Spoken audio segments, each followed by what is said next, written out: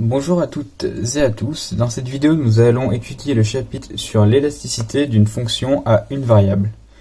Donc voici un énoncé simple pour illustrer ce cours. Donc dans la région grenobloise, pour une catégorie déterminée de logements, la demande Q d'un prix d'achat P s'exprime sous la forme Q de P, donc la demande en fonction du prix, est égale à 10 000 moins 0,025 P. Quelle est l'élasticité de la demande par rapport au prix pour un prix est égal à 300 000 euros? Donc ce qu'on va faire, c'est qu'on va utiliser la définition mathématique qui nous dit que l'élasticité, donc E de P, est égale à Q' de P fois P sur Q de P.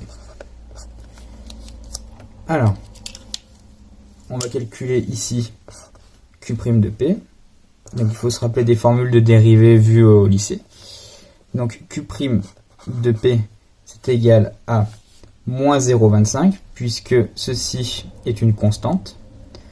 Et moins 0,025 P, c'est en fonction de P.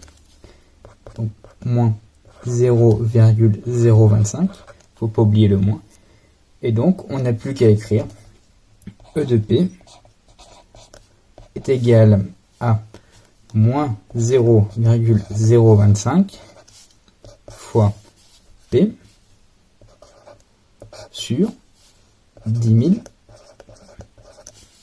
moins 0,025 P.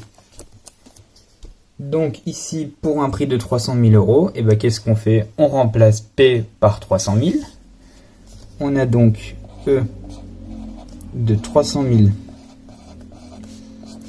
est égal à moins 0,025 fois 300 000 sur 10 000 moins 0,025 fois 300 000. Voilà. Donc, on prend sa calculatrice et on trouve environ, enfin pile poil même, moins 3.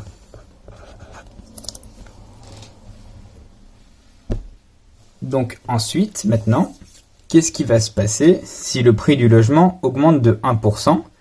Comment cette demande, elle va varier? Donc ici, qu'est-ce qu'on va faire?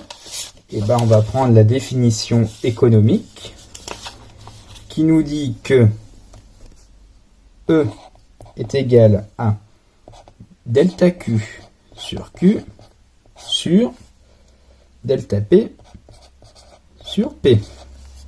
Donc nous, qu'est-ce qu'on cherche?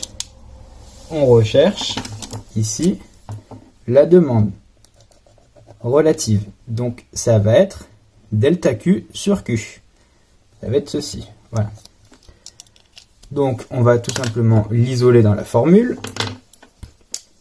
Et on a donc delta Q sur Q qui est égal à E. Du coup, celui-là, on va multiplier les deux côtés par delta P sur P, donc la variation relative du prix. Et donc on va tout simplement remplacer par les valeurs obtenues.